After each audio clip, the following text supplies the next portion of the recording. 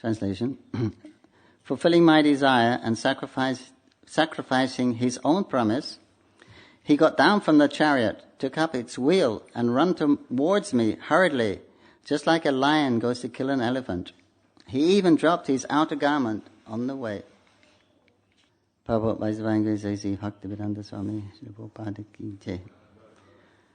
Battle of Kurukshetra was fought on military principles, but at the same time in a sporting spirit, like a friend's fight with another friend. Duryodhana criticized Bhishma, alleging that he was reluctant to kill Arjuna because of paternal affection. A Kshatriya cannot tolerate insults on the principle of fighting. Bhishma therefore promised that the next day he would kill all 5 Pandavas with special weapons made for the purpose. Duryodhana was satisfied, and he kept the arrow with him to be delivered the next day during the fight. By tricks, Arjuna took the arrows from Duryodhana, and Bhishma could understood that this was a trick of Lord Krishna.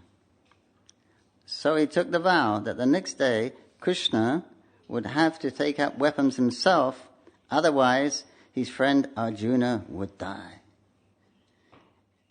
In the next day's fighting, Bhishma fought so violently that both Arjuna and Krishna were in trouble. Arjuna was almost defeated. The situation was so tense that he was about to be killed by Bhishma. The very next moment. At that time, Lord Krishna wanted to please his devotee Bhishma by keeping Bhishma's promise, which was more important than his own. Seemingly, he broke his own promise. He promised before the beginning of the Battle of Kurukshetra that he would remain without weapons and would not use his strength for either of the parties. But to protect Arjuna, he got down from the chariot, took up the wheel of the chariot, and hurriedly rushed at Bhishma in an angry mood, as a lion goes to kill an elephant. He dropped his covering cloth on the way, and out of great anger, he did not even know that he had dropped it. Bhishma at once gave up his weapons and stood to be killed by Krishna, his beloved Lord. The fighting of the day was over. The fighting of the day was thus ended at that very moment, and Arjuna was saved. Of course, there was no possibility of Arjuna's death because the Lord himself was on the chariot. But because Bhishma wanted to see Lord Krishna take up some weapon to save his friend, the Lord created this situation, making Arjuna's death imminent. He stood before Bhishma to show him that his promise was fulfilled and that he had taken up the wheel. End of purport. Om Gyananandasya Gyanan Salakaya Chakshur Majamna Tasmai Sri Gurave Namaha. Namo Vishnu Padaya Krishna Prasaya Bhaktare Srimati Bhaktivedanta Swami Nityanamani Namaste Saraswati Devi Gauravani Pacharine Nevishesha Shandavari Pasaristharine. Translation again. Fulfilling my desire, this is Bhishma speaking. Fulfilling my desire and sacrificing his own promise, he got down from the chariot, took up its wheel, and ran towards me hurriedly, just as a lion goes to kill an elephant. He even dropped his outer garment on the way. This is the Bhishma Dev's consciousness at the time of leaving his body. He's remembering Krishna. Smarnam. All the great rishis, demigods, warriors were there. And after Bhishma Dev gave his instructions, right, and the Varnashram, etc., he gave many instructions. And now he's going to wind up his pastime, wind up his life. And so he's focusing on Krishna, because he said, I'm so fortunate that Krishna has come before me. My worshipful Lord has come before me at that time. So like, how lucky he is. Just like Haridas Thakur, that was his desire, Lord, when I can't be here when you leave your body. I have to leave before you. So when he asked Lord Chaitanya, his desire was to see him when he left his body. And Lord Chaitanya granted that desire, visited him at the Siddha Bokal in Puri. And he held the Lord's feet on his chest and gazed in his eyes. Eyes were wandering around his face like bumblebees, it said. And then he gave up his body. Perfect. That's the opportunity you get if you're actually on the taken birth when Krishna's appearing, the Prakat Leela. Very rare, but if lucky. So here's Bhishma. He's remembering Krishna about the fighting, because that's his bhav. It's like one of the sub-ecstasies of bhava. You can read in the Nectar of Devotion, like Yudhya Vira, something like that. The different ecstasies and different sub-ecstasies. So he was a Kshatriya. So this is how he liked to see Krishna. That was his thing when Krishna was acting as a Kshatriya with the reins in one hand and a whip in the other. He was there for Arjuna. This was Bhishma's meditation. So he's in great ecstasy seeing this. This is difficult to understand. Someone's rushing at you to kill you. How would you feel? But he's thinking, look, Krishna's so beautiful. He's coming at me to kill me. Wow, look, he's running to me as fast like a lion rushes to kill an elephant. They go very fast, the lions. And look, he's dropped his cloth. He's noticing all these little details. His chador's blown off, and he's not even picking it up. He's so angry. He's coming towards me. He's so beautiful. Look at Krishna. He's got marks on him shooting my arrows at him. But they're like, decorations on his face. And his hair is a little ashen from the dust in the fight. So beautiful, Krishna. And he's coming to, look at him, I just love that. Because he's a Kshatriya, so he loves that. So this is his actual meditation. So he's not thinking, he's not afraid for his life. Because Bhishma's a very special character. He could leave his body when he wanted to. He got that benediction. But this is this is perfection for those in that particular ras. Krishna rushing at you. Arjuna's trying to stop him. Arjuna runs behind him, trying to grab him.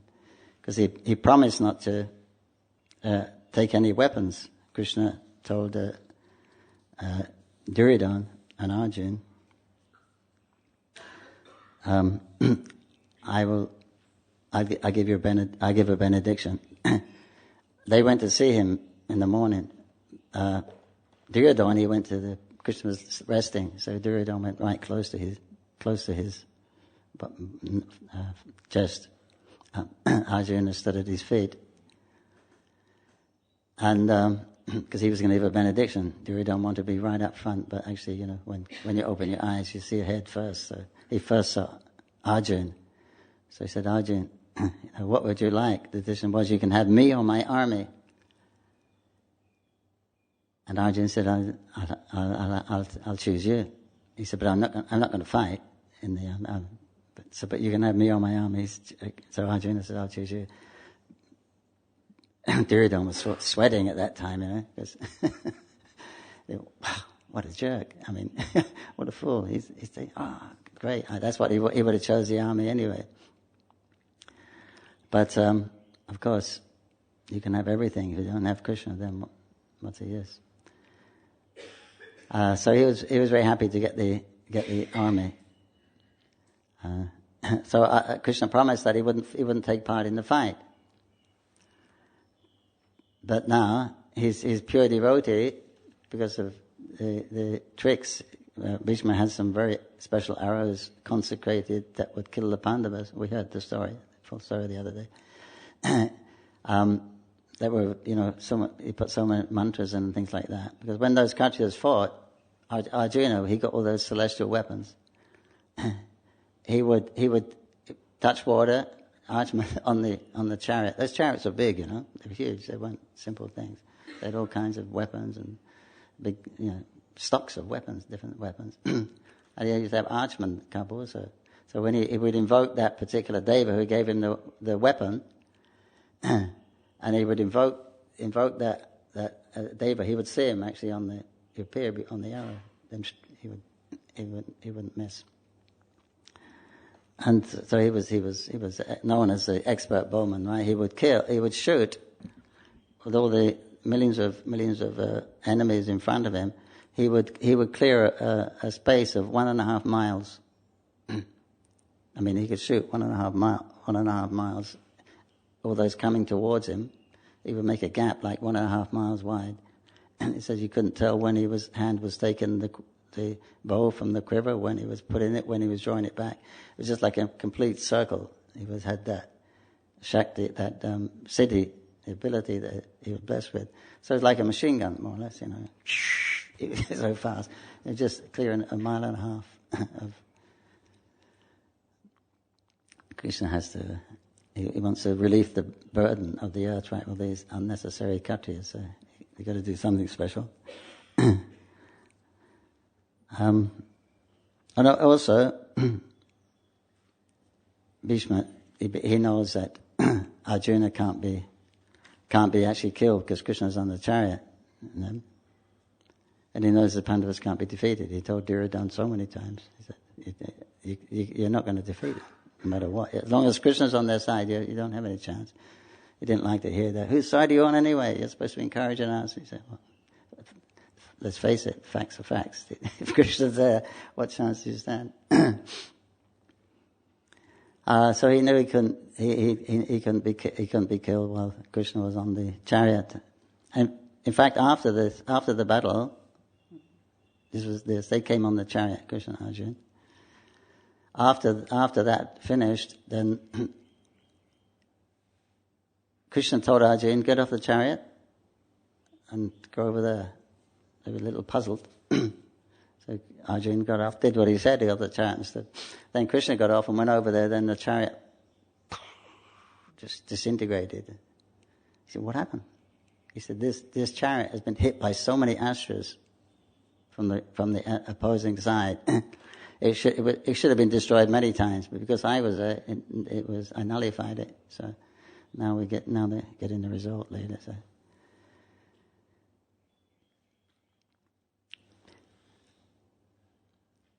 So you can't, if Krishna Raki Marihe, Raki Krishna Marihe. If Krishna wants to protect you, no one can kill you.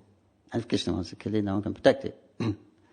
So that was a fate. And Krishna announced that before the battle, except for you Pandavas, everyone's going to be finished on this battlefield.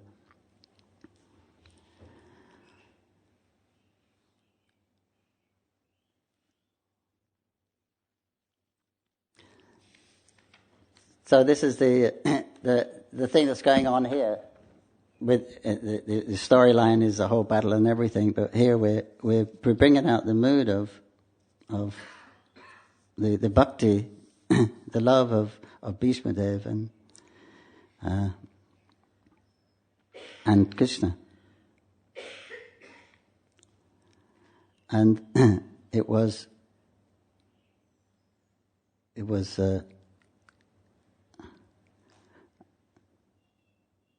It says here, at that time, Krishna, wanting to please his devotee, Bhishma, by keeping Bhishma's promise, which was more important than his own. So he broke his own. Krishna loves his devotees more than himself, just like the pure devotees, they love Krishna more than their own life.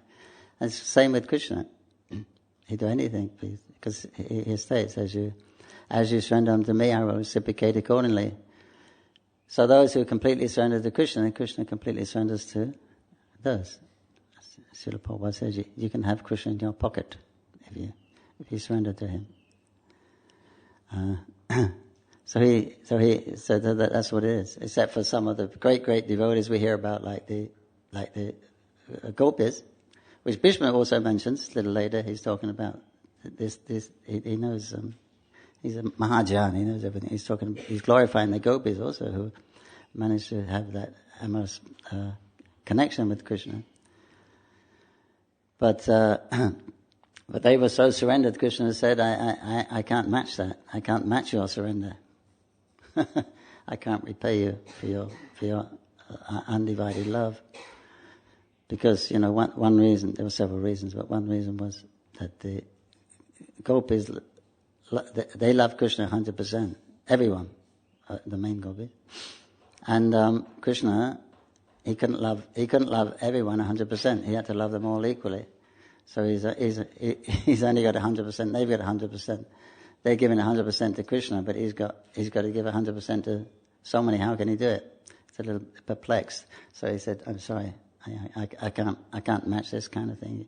You'll have to be satisfied with your own pious activities." So that's the reciprocation. That's Krishna's reciprocation with his pure devotees. Like also when, who was it? Sudama, he went to Dwarka. Sudama was Krishna's friend at the school, Sandipani Muni's Gurukul. But he lived in abject poverty, Sudama. Partly because one time, when they got stuck in the forest, when the storm came, they got lost in the forest. Sandipani Muni and the others came out to search for them in the morning. While they were there, it was wet, it was a little cold, and they were hungry. And Sudama had some chickpeas in his pocket, chola, and he just had a little bit. So he was eating them, and Krishna heard, "What's that?" "Oh, nothing." Because they only had a few. So it says because of that, he didn't give any to Krishna. He kept it on. So he had to experience this living with nothing. He didn't give Krishna the chickpeas. But anyways, he was a little proud of that. Even though he was a little proud that he took the vrata that he would never beg. He would never, whatever came of his own accord, he would accept that.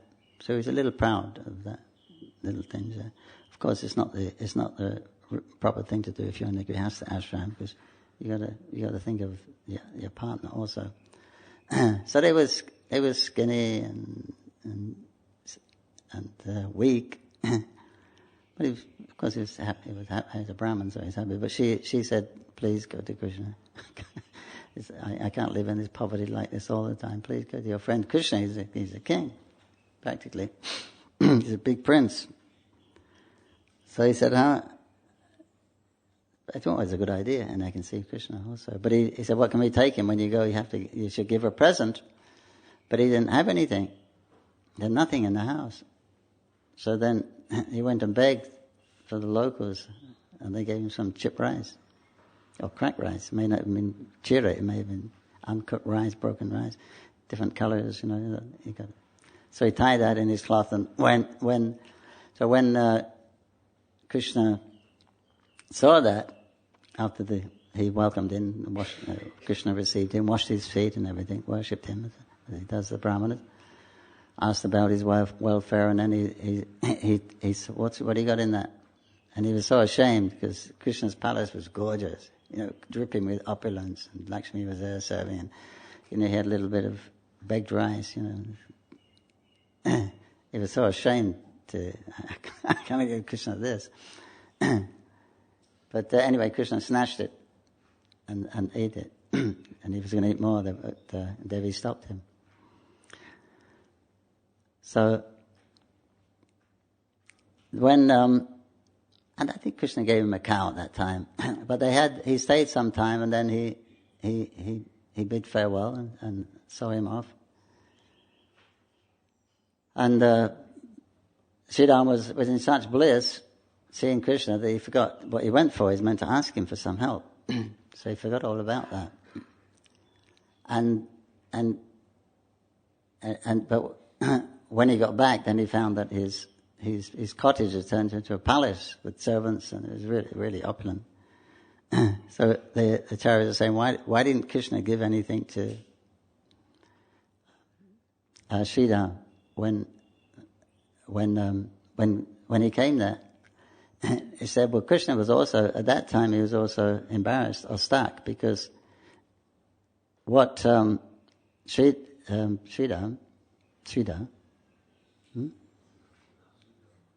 Sudama, sorry. Sudama, he didn't have anything, right? So he had to beg that rice. So he gave more than what he had, in other words.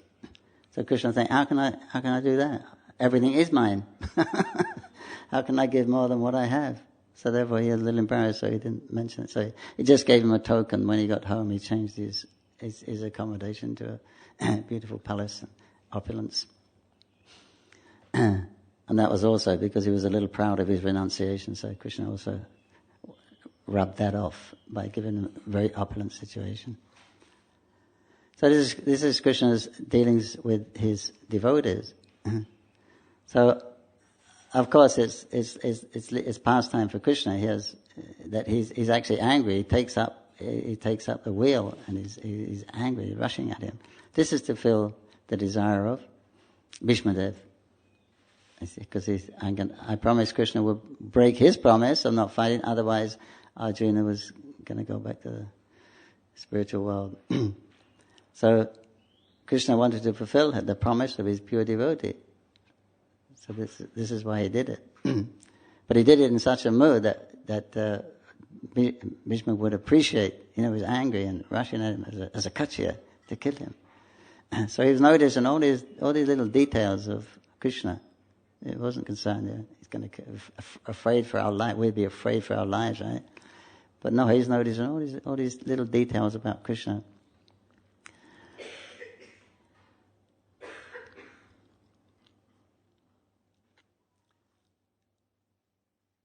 So he's relating these stories, different stories of Krishna. He's done his business. Krishna's asked him to speak on dharma, proper dharma. Then he's glorifying Krishna for his activities, his friendship, his qualities, his beauty. To letting everyone know this is his perfection. He's going to remember this. This is his life, all these different aspects of Krishna, but especially that one because that's his bhav. And now he's gonna leave his body, close his eyes, and remembering that. After seeing Krishna face to face, then he's gonna exit the material world. So of course Krishna there's no reason for Krishna to be angry, right? Because Krishna has nothing to lose. We get angry when there's something to lose. But Krishna has nothing to lose. Everything is his. And he can have whatever he wants. So there's no fear for Krishna, there's no loss for Krishna, and there's no gain for Krishna. So that's why Krishna is very difficult to understand, and his pure devotees, because they don't act like we act to improve our condition. We're acting for safety and to improve our condition for pleasure. But Krishna's not motivated like that. Therefore, it's very difficult to understand. Everything is his. He is Atmarama. He's perfectly satisfied. And also, his devotees are in that position. But for his pleasure, then he arranges these things. I mean, life is all about experience. Jai Sri Radha Gokulnanda Sri Ramakshana Tagore ki jai.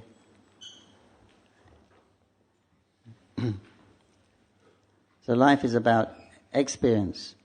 We like good experience, but we like other experiences also. We like excitement, right? You pay money to go on some ride, which is exciting, or do something. We like that. We like excitement. We like pleasure, but we want experience. We want different relationships. So that's what Krishna is doing here. And in the material world, it's slightly different from the spiritual world, but it's more or less the same. So when Krishna gets angry, that he wants to please Bhishma by doing that. Also, when Krishna sometimes covers himself, or not himself, Yogamaya covers Krishna. Right? So Yogamaya covers him, so he actually forgets who he is, or forgets his potency. Muddat is called, that potency of Yogamaya. So so Yogamaya Devi and others, they're so trusted by Krishna that they can exert power over him, and he becomes subordinate to them for the lila, for the different experience. Otherwise, if you're all powerful and all knowing, you're all powerful and you're the actual creator and maintainer, destroyer, and then it wouldn't be much fun, right? If you can imagine, if you was in that position, if you knew everything, past, present, and future, you do anything you want, you can change anything how you like, wouldn't be very interesting, right? A little couple of weeks or so, you'd be bored stiff, right? Yeah. No fun.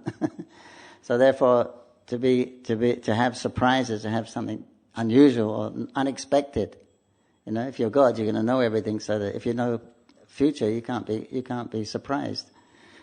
You'll exactly know what's going on. So therefore, he allows himself to be covered by his own potency, so he can have different experiences. That's what we like, right? Different experiences. We're part of God. He's the supreme enjoyer, and this is how he enjoys. If you think about it deeply, then Krishna's pretty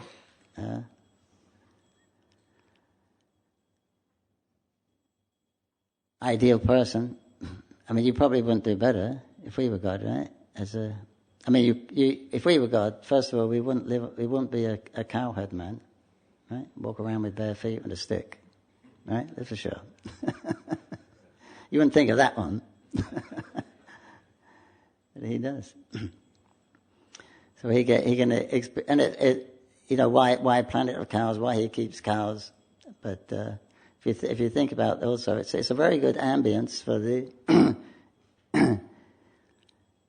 doing what he wants to do. That is experiencing different ras, different exchanges with these different devotees, different categories of devotees. So it's actually an ideal situation, because in the morning he can go out with his friends with no parental control. They can have a good time, right?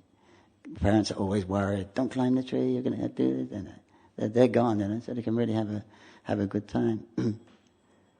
And then midday, he'll go and see his girlfriends, right? Looking for the calves, while the others are taking rest. Then he'll experience those amorous pastimes with them. Then he'll come back, then they'll go home. And then he experiences Vatsalya Bhav with his parents and elders. So that's the cycle. So it's actually a perfect ambience. If you go out in the pasture grounds, you can get away from everyone. And then you can have that scene. So, of course, it doesn't matter what situation it is. He's always enjoying, even in Dwarka or Ayodhya, he's doing the same thing. He's engaging in pastimes of pleasure, reciprocating with his particular devotees. So the ambience or the circumstance that is just there to enhance the particular mood or the flavor of that particular place, planet, or whatever, or the changing of the times of the day, or the changing of the moods. It's like here we have three modes of nature. They have three modes they have Sambit, Sandhini and Haladini.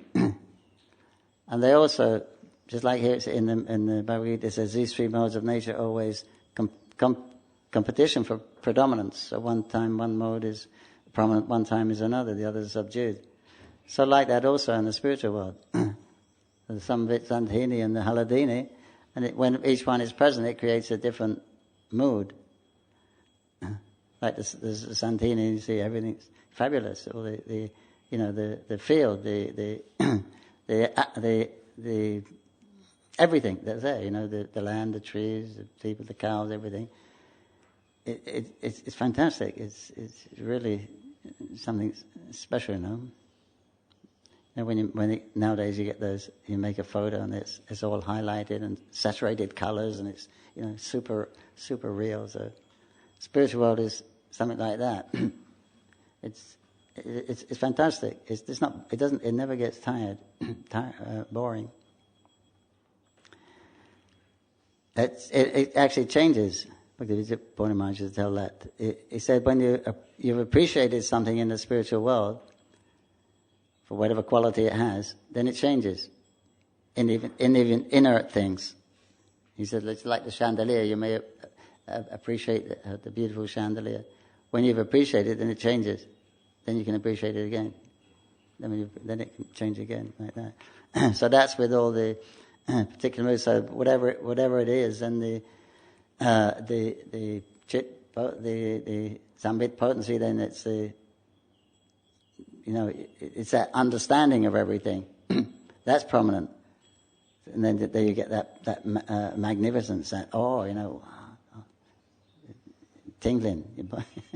And then the Haladini, when that's prominent, then that's you get those atmospheres like pure love, different types of love that becomes prominent then within all that. So that's changing also, according to the desire of Krishna Yogamaya, Krishna's Ichcha Shakti.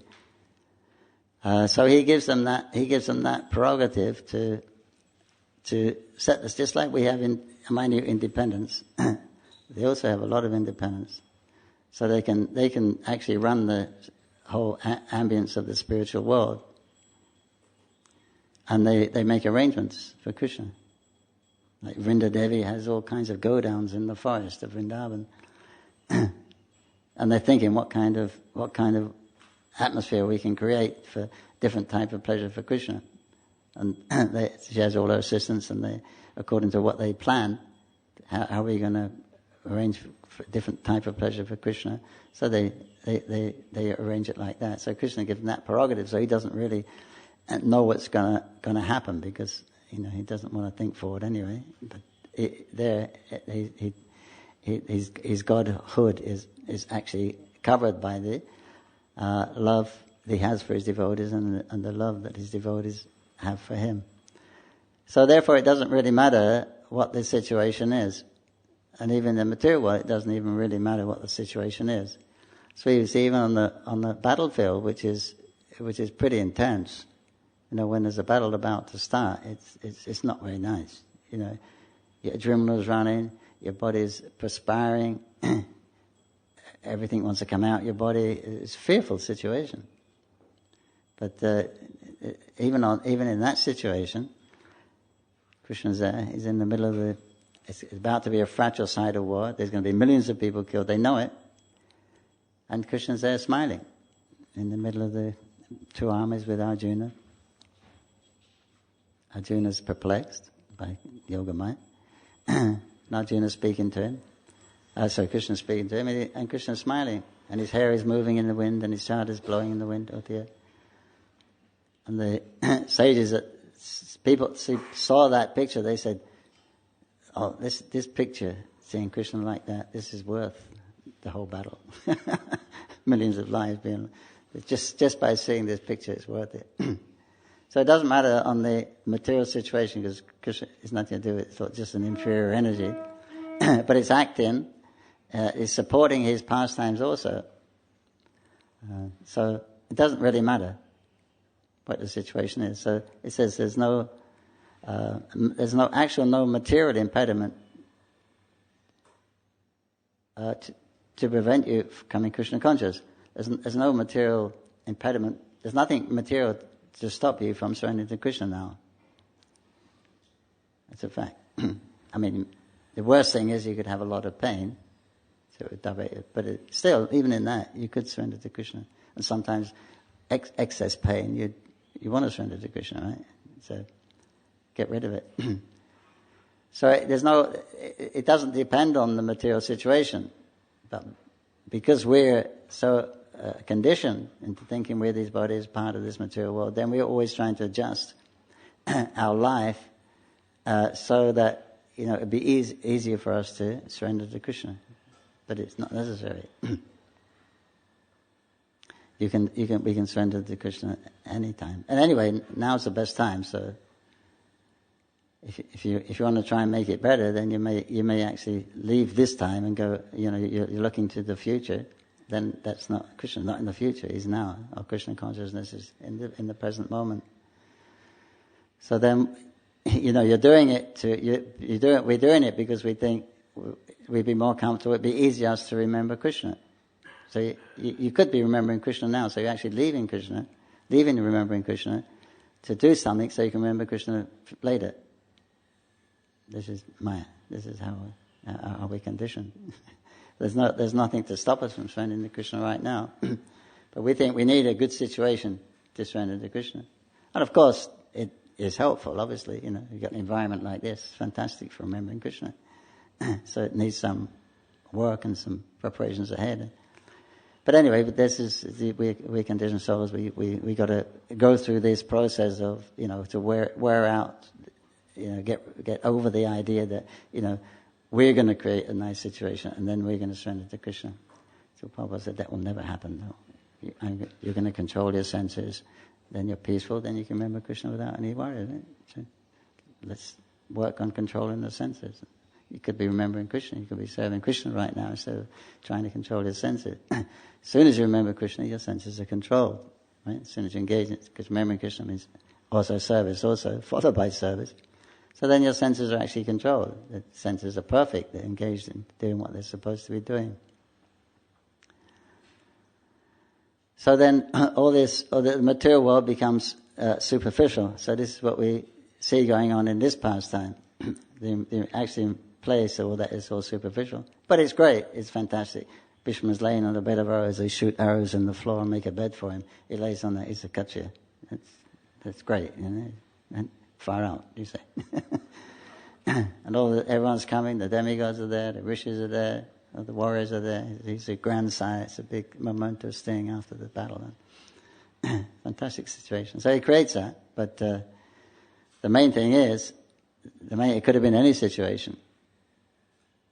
But this is a situation there to show that, of course, during the battle also, anyone who saw Krishna during the battle or died seeing Krishna in the battle, they go back to Godhead also. So for us, we can also take these lessons that we don't have to really worry too much about the future, making the future nice, and then we can surrender to Krishna, which is quite a big time taker in our lives, let's face it.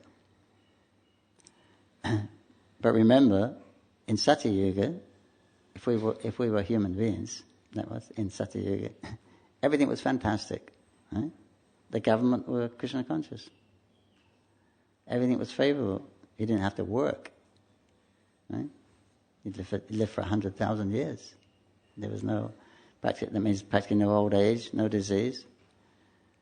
You didn't have to work. Right? You throw the seeds on the floor, they grow. You don't have to plow. You don't have to. Still, we're here in Kali Yuga. What happened? If we were humans, that was. But even the perfect environment is not a guarantee that you're going to go back to Krishna. We got to surrender to Krishna. If you're surrendering to the environment to change, to make the world a better place, of course that's our mission also, by giving Krishna consciousness to people. It's a much easier opportunity, but you see, it wasn't. The people are still here on the heavenly planets. It's nice. There are no problems. But how many of the demigods go back to Godhead from the heavenly planets? Don't hear it. Right? No one goes back from there. Not that they really want, but not that they really want. It's so nice, they don't want to leave. That's the problem. You make it nice, then you want to enjoy it. That's a natural inclination. Because the two things that we're doing in our life, one is trying to make the world nice, These are the two desires, and these are the things that promote activity in the material world.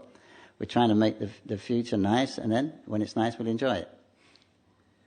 So as soon as the trouble stops, the next thing is, how can I enjoy it? Right? As soon as our problems are taken care of, we finished work, taken our bath, taken our meal, nothing to do, right? Now you can enjoy. Think about it. You've got the rent paid, and right? Then this is what it's all about. Like working, it's all about that, isn't it? Reaching that point where you got your breakfast tomorrow, you got your rent paid, now this is what it's all about. Now what are you going to do? Enjoy. Right? You're working so hard for that. So it's like that. When the going gets good, then you forget. Okay, now it's an opportunity to enjoy. That's the material world. So we have this. We're conditioned like that. We got to make it good, then we can enjoy it. So we got to make it good, then we can surrender to Krishna. We get rid of all those problems. Then we can peacefully serve Krishna without any noise. But it doesn't work like that. It doesn't happen like that. This is the time time is now to surrender to Krishna.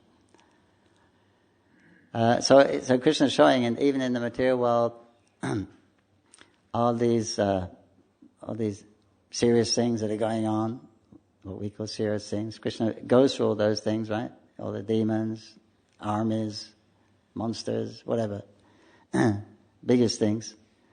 But Krishna is carrying on as normal with his friends and his devotees.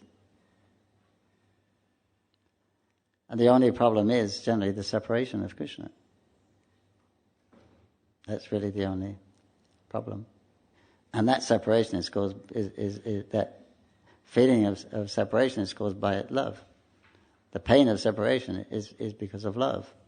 That's the cause of it. If you don't love something, you don't miss it. It's only because you love something you're going to miss it. So it's the other end of the two poles of love. One is the sambhog, and one is the vipalamba, the separation. We're all within. They're different experiences of love, but the vipalamba is more intense. But that's it must be based on love, because if it wasn't love, you won't feel any separation. But first, to feel separation, there has to be attachment and love, of course. So that we're working for that. So that seems to be the main thing with any problems with you see in Krishna's pastimes. And Ramananda Roy says, when he was asked what is the worst kind of suffering, he said separation from the devotees. I can't see anything worse than that. Because when you see the devotee, you see Krishna. They're reminding you of Krishna. So that becomes the world should become a little more superficial. In other words, devotees should become indifferent to the material world. And Prabhupada said the best way to control the mind is neglect. So you should be a little indifferent, understand what it is, nothing here actually, but you got to maintain this particular body and go through life. But it should be just second like a hobby. But the main thing is we want to remember Krishna within that. That's all. And here we're given all these stories, and this one especially, how you can remember Krishna after all of in any type of dire circumstance.